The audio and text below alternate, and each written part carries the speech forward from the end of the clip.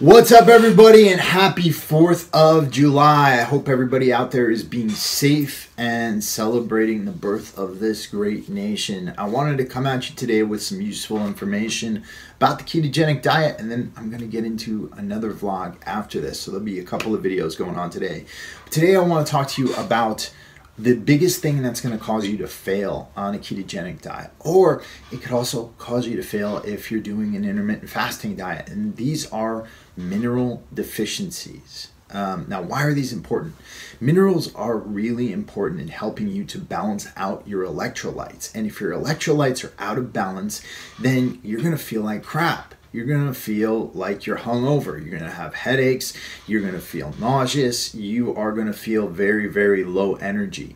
And so if we're not taking care of these things while we're doing a very high fat, low carbohydrate diet, we're going to end up dehydrated and feeling sick. And this can definitely throw a wrench into your keto game. And it's caused a lot of people to quit.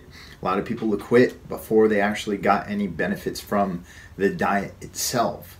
So there's a few different minerals that you really want to be concerned with, and some of them you can get from food and some of them you can get from supplementation, and I want to go through what those are today. The number one is sodium. You want to be aiming to get an extra 1,000 to 2,000 milligrams of sodium per day. Now, my preferred way of getting it is through Himalayan pink salt.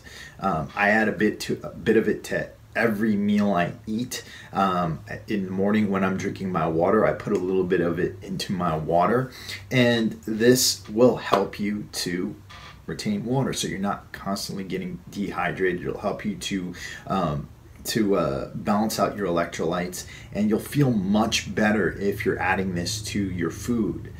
The next one is potassium. And I'm not going to recommend for you to actually take a potassium supplement because that could be particularly dangerous. It's much more safe for you to be getting this from food. Now, a lot of you might be thinking, well, bananas, but I can't eat bananas on a ketogenic diet. But you can eat avocado. Avocado is loaded with potassium, and so is spinach. And you can eat both of those things, and you can add them to your meals. In fact, if you ever are drinking heavily, which I don't recommend, I don't drink myself, but if you're ever drinking heavily, a really good thing to do is to get some avocado, mash it up, create a little guacamole with some lime juice, and get a few vegetables and eat that while you're drinking, and that will help to balance out your electrolytes. Just don't go and start chugging whiskey because you're still going to get hungover, and then you're going to be like, Chris, you're a freaking liar. No. Avocado, great source of potassium. Spinach is a great source of potassium. Kale is also a great source of potassium, so definitely check those out. Another one is magnesium. Now, magnesium is really great. It helps with recovery. It also helps you to get to sleep. I supplement with magnesium. I take about 400 milligrams a night right before I go to bed, but you can get magnesium from a few different food sources. Again, avocado, you can get it from that. You can get it from spinach, you can get it from Swiss chard, and you can get it from pumpkin seeds.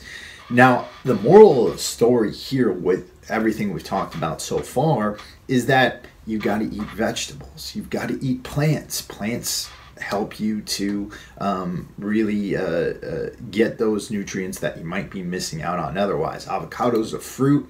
It's a fatty fruit. It's loaded with fiber, and it's loaded with amazing nutrients that can also help you out on this ketogenic diet. One more that a lot of people don't cover, and I think that this one's particularly important, especially if you're a woman or if you have a slow thyroid, and that is selenium. Selenium is so important for thyroid balance. And the best sources of selenium are Brazil nuts. Brazil nuts provide an awesome amount of selenium. The thing I would recommend to do with Brazil nuts, though, is to soak them for about 24 hours before you consume them. Let them dry out, and then store them in the freezer so that they don't get moldy, because they tend to take on mold. But I would take about 5 to 6 Brazil nuts per day, and again, they're absolutely amazing for keeping that thyroid balance. You can also find selenium in mushrooms. And again, like I said, you really want to make sure that you're doing two things regardless of the diet you're on. You want to make sure that your food is digestible. That's why I suggested soaking the Brazil nuts. And you want to make sure that you are consuming nutrient-dense food. Now, some people have asked me about my consumption of vegetables on while having ulcerative colitis. And the answer is that, do these vegetables cause me to get flared up? Am I able to digest them? And the answer is it depends on the vegetable. Vegetables like arugula or spinach or chard, I'm actually able to consume very easily. If I'm consuming a kale or a baby bok choy or a broccoli, I definitely need to make sure that those are steamed before I consume them. I also would try to avoid consuming things like raw peppers or things that have a high lecithin content. If they're raw, I definitely would make sure that those are cooked, because again, that can mess with your digestion. But I hope this was helpful. There was a young lady who was on my feed the other day who was questioning about mineral loss, and she was having some issues with this. And if you're adding salt to your food and you're doing all these things, as far as supplementing with potassium and supplementing with magnesium, I would definitely make sure that you're trying to opt for foods that are rich in these minerals. Of course, I supplement with magnesium, but I also consume a lot of magnesium-rich food, and I think it's far better and far more effective to get these from the food that you're eating, and making sure that you are getting them organically from that food. I keep repeating myself here. It's because it's 4th of July and I'm full of freedom right now. I have the freedom to repeat myself. It's awesome. I hope this was informative, and to all of you out there, be safe, enjoy your summer, and I will be back at you later on today with a motivating video.